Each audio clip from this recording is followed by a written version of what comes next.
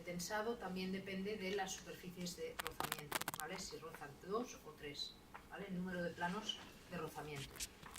K sub S es un coeficiente de valor, 1 para agujeros con medidas normales, 0,85 para agujeros con sobremedida o rasgados, como podrían ser los colisos, ¿vale? Y 0,7 para agujeros rasgados largos, que tienen una dimensión ya distinta, ¿vale? Que nos la limita la norma, los largos. Nu es el coeficiente de rozamiento entre las superficies. ¿Y esto de qué depende? Ese valor nu depende del tratamiento que haya recibido la superficie que va a poner en contacto, que se va a poner en contacto a través de los tornillos, ¿vale? Si se ha tratado o no tratado, y según cómo se haya tratado, va a ser mayor o menor. Si se ha tratado más, el coeficiente será mayor, por tanto la capacidad del tornillo será mayor. 0,5 para superficies chorreadas o granalladas con o sin aluminizado. ¿A qué se refiere con ese término? Son chorreadas, o sea, no has oído nunca el tratamiento con chorro de arena. Se proyecta chorro de arena a gran presión y con eso estás matando las imperfecciones. Un acabado que garantiza un rozamiento mayor. Arenado. Más rugoso, vale. ¿vale? Con ese ¿Esto es para tornillos que trabajan en tracción? Sí, para tornillos pretensados las superficies se tratan de una manera o de otra para garantizar mayor trabajo, ¿vale? Mayor capacidad. Si vas con uniones convencionales donde el esfuerzo no sea excesivo, normalmente no pides el tratamiento de las superficies, porque claro, eso encarece. Si a cada unión, a cada chapa hay que darle un tratamiento especial, acaba siendo un coste añadido. Pero si ves que al final las uniones no las puedes dimensionar con el espacio que tienes y necesitas añadirle una capacidad extra, pues a lo mejor tienes que pedir ese tratamiento. ¿Vale? Entonces 0,4 para superficies chorreadas o granalladas pintadas con un silicato, es decir, aquí sería el mismo tratamiento pero con aluminio o con silicato, es decir, depende del material químico y del tratamiento que se le haya dado, ¿vale? Tenéis los distintos coeficientes y al final el último es 0,20 para superficies no tratadas, es decir, que nu en general valdrá 0,2 a no ser que necesitéis un tratamiento especial, ¿vale? Resistencia a tracción de cálculo de un tornillo pretensado. Se adoptará como resistencia de cálculo a tracción de un tornillo pretensado el valor de la fuerza de pretensado obtenido antes, ¿vale? Cuando simultáneamente actúen esfuerzos longitudinales y transversales, se combina un esfuerzo perpendicular a otro, ¿vale? Sobre un tornillo de alta resistencia, se considerará como resistencia de cálculo de deslizamiento esta expresión. Es decir, no es lo mismo tener un tornillo que solamente está solicitado a tracción a que se le combinen distintos esfuerzos. Por tanto, su capacidad será una o la anterior, ¿vale? Y nos dice aquí que no se reducirá la resistencia de cálculo de deslizamiento de la unión cuando las tracciones por proceder de un momento en la misma estén equilibradas por una fuerza de contacto del mismo valor en la zona comprimida. Es decir, si yo tuviera una unión donde, además del momento flector que penaliza la unión, existe en la zona traccionada una fuerza de compresión añadida que anula el esfuerzo, ahí no haría falta comprobar el deslizamiento, porque es como si el esfuerzo estuviera anulado, ¿vale? Pero eso es en pocas ocasiones lo que abastecemos, ¿vale? Bueno, son frases de la norma que yo creo que a lo mejor si no las miras nunca, pero el efecto de palanca me gustaría, no voy a entrar en esto, me gustaría que os lo leáis, ¿vale? Porque si os lo explico hoy con los términos que dice la norma no os va a costar entenderlo y a la vuelta, cuando corrijamos la práctica, entramos en esto, ¿vale? Leeros lo que os dice aquí el efecto de palanca con uniones atornilladas.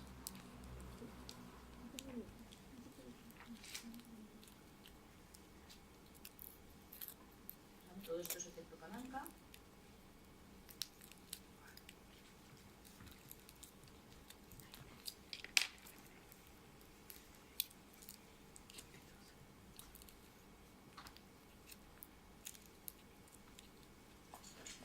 Es que estoy pensando, no sé qué hacer para hacer más dinámico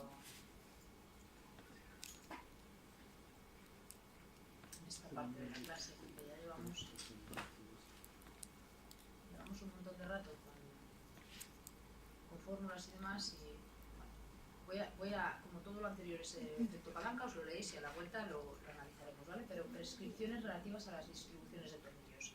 Esto sí que es, lo tenéis que tener en cuenta porque a la hora de definir la unión, si no cumplís unas ciertas limitaciones, cualquier persona os puede decir que no estáis cumpliendo la normativa, ¿vale? Y estas limitaciones vienen dadas a que cuando un tornillo entra en trabajo, el tener próximo otro acaba penalizando su capacidad. Y si además la posición del tornillo respecto al borde, respecto al extremo de la placa, es pequeña pues, o no cumple unas dimensiones, también puedes provocar un daño en la unión que no debes tener previsto, ¿vale? Entonces se deben cumplir, para garantizar que los tornillos constituyen una unión correcta, estas limitaciones. Las distancias entre los centros de los agujeros deben ser mayores o iguales a 2,2 veces el diámetro del agujero según la dirección de la fuerza que se transmite. Es decir, si tengo una unión así,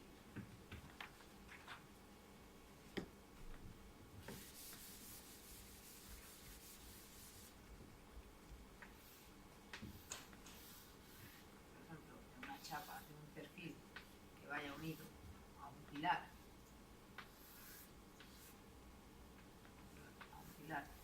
soldado aquí, ¿vale?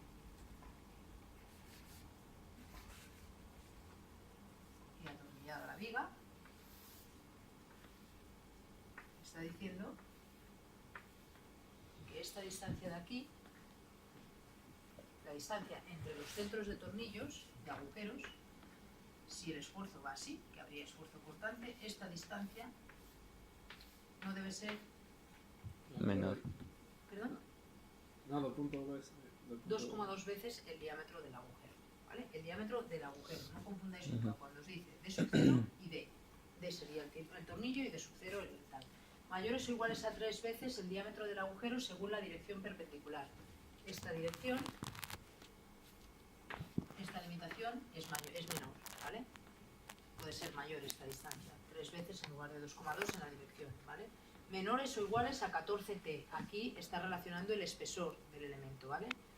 Y 200 milímetros, siendo T el espesor menor de las piezas que se unen. Si este alma de la viga que estoy uniendo contra el pilar es menor que la chapa que yo dispongo aquí, el espesor del alma es el que interviene aquí, ¿vale? Sería esta T. Estas limitaciones las debéis cumplir siempre, y las distancias entre los centros de los agujeros y los bordes también. Es decir, no solamente nos está limitando la distancia entre tornillos en la dirección del esfuerzo y en la perpendicular, sino que nos está limitando esta distancia al borde de la pieza, ¿vale? En una dirección y en la otra, esta de aquí y esta de aquí, que son estas limitaciones de aquí. En el caso de agujeros rasgados que fueran colisos, ¿vale? Por ejemplo, yo aquí, si el esfuerzo cortante, si solamente tengo solicitación de esfuerzo cortante y esto fuera una junta de dilatación, por ejemplo, podría decidir colocar unos agujeros así, ¿no? Unos colisos en esta dirección, que trabajaran bien a cortante, pero que permitieran este movimiento. Pues las limitaciones que me dan con huecos rasgados los tenéis aquí, ¿vale? Dice que la distancia entre el eje del rasgado y cualquier borde no sea inferior a 1,2 veces el diámetro del agujero. Claro, es que si me acerco mucho, estoy dejando aquí una sección crítica, por tanto me está limitando la distancia entre el eje del rasgado y este borde de aquí. Entonces, ¿qué haréis? Cuando vayáis a dimensionar la unión, tendréis en cuenta el esfuerzo y primero lo dibujaréis. ¿Qué haría yo? Situaría esto aquí. Distancias, ¿qué debo cumplir? Me dibujo la unión y cumplo distancias entre tornillos. A partir de aquí decido un espesor de chapa. Hago un número y miro que funciona la chapa y funcionen los tornillos, ¿vale? Eso siempre así. Se dibuja la unión y luego se comprueba.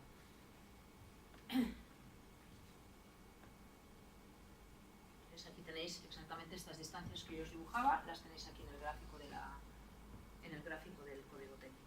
Incluso también os da las limitaciones cuando tenéis tornillos al 3 bolillo, ¿vale? Que no se coloquen en la misma vertical todos, sino que se vayan decalando.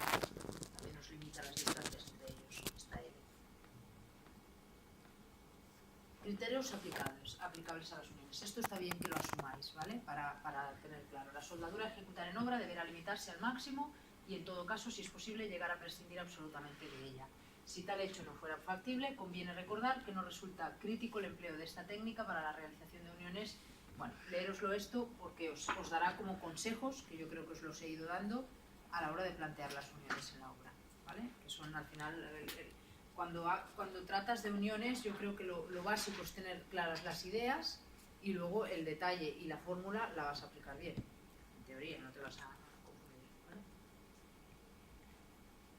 Y en las uniones atornilladas lo mismo, o sea, nos dice cómo puede fallar la unión, ¿vale?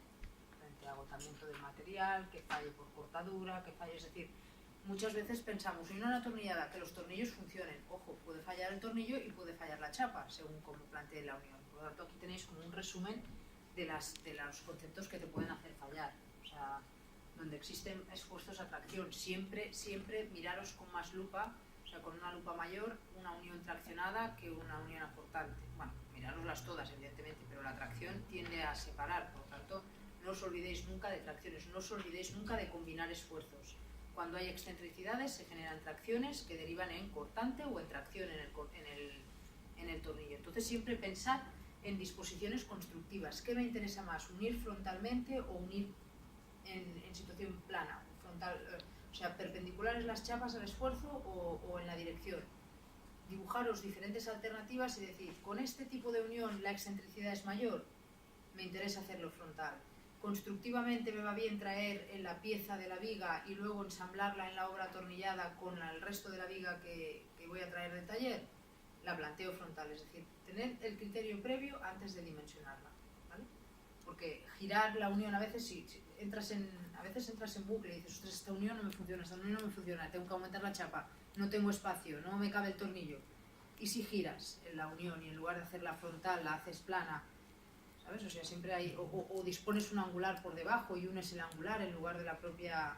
Siempre hay, a lo mejor tienes que generar una ménsula en lugar de enfrentar directamente las dos piezas. O sea, estos criterios los tenéis que intentar hacer jugar para al final conseguir lo que queráis.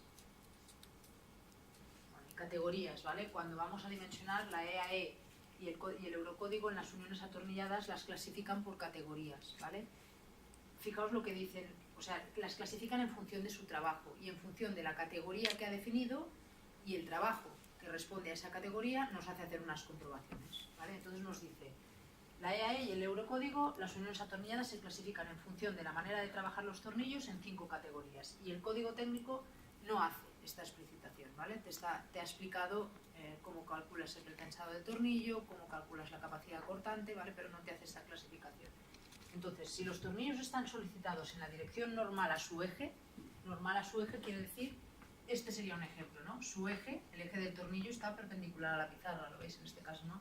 Y la solicitación es perpendicular a este eje. Pues en este caso, ¿cómo los limita? O sea, si están solicitados en la dirección normal a su eje, es decir, A cortante, ¿vale? Porque eso no sería tracción o compresión, si van en la dirección del eje.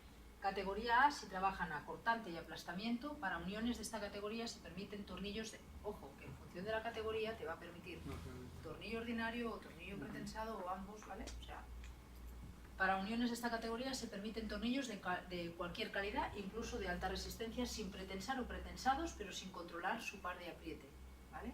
O sea, son solicitaciones, son uniones poco críticas, ¿de acuerdo? Categoría B, resistentes al deslizamiento en estado límite de servicio. En esta categoría se utilizarán tornillos de alta resistencia, pretensados o con apretado controlado, ¿de acuerdo? Más acurado. O sea, categoría C, resistentes al deslizamiento en estado límite último. En el caso de tornillos solicitados según la dirección del eje, es decir, no perpendicular, sino en su eje, las categorías que define son D y E, uniones con tornillos sin pretensar. Para esta categoría se utilizan tornillos ordinarios o de alta resistencia, pero sin pretensar, que los podemos usar, ¿vale? Pueden ser tornillos de alta resistencia que no estén pretensados, ¿vale? Sería este caso de aquí. Y categoría E, uniones con tornillos pretensados de alta resistencia, que se utilizarán solo tornillos de alta resistencia con apretado controlado. La mayoría de veces las uniones son con tornillos de alta resistencia y pretensados, ¿vale? Porque intentas apurar la capacidad del perfil dándole del tornillo, dándole esa parte de apriete y con eso reduces. Fijaos en obra sobre todo que los tornillos de pretensados llevan la letra A en la cabeza. Es decir, no me salía ¿vale? En la cabeza llevan A, T, o sea, esta nomenclatura la veis, por lo tanto nos pueden dar gato por liebre, ¿vale?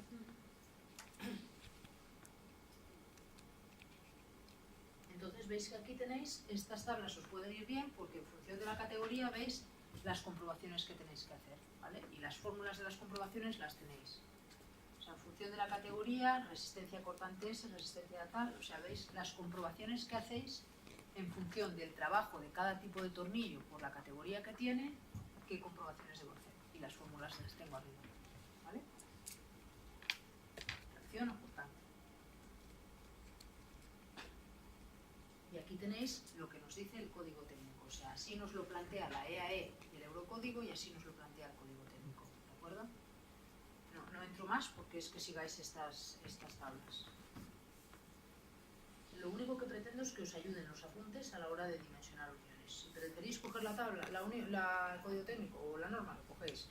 Que os va bien los apuntes porque os está comparando uno y otro, os permite decidir qué norma coges y a partir de aquí os va bien una metodología u otra, como las tenéis aquí planteadas, pues lo decidís.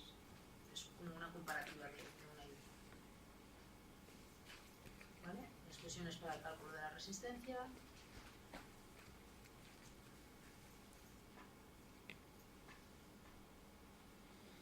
Distancia mínima, limitaciones, tablas, ¿vale? Y comparativa de disposiciones constructivas, que eso también son distintas, ¿vale? O sea, las normas no nos limitan igual si son agujeros rasgados, si son a tres bolillo, una y otra tienen diferencias, por tanto lo tenéis en esta gráfica, ¿vale? Comparativa de resistencias, lo tenéis aquí. Y vamos a hacer algún ejemplo, ¿no? Si nos da tiempo, de uniones.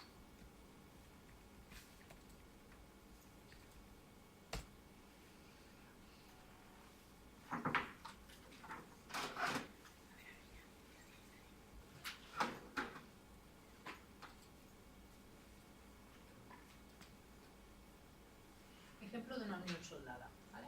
Una unión soldada podría ser esta.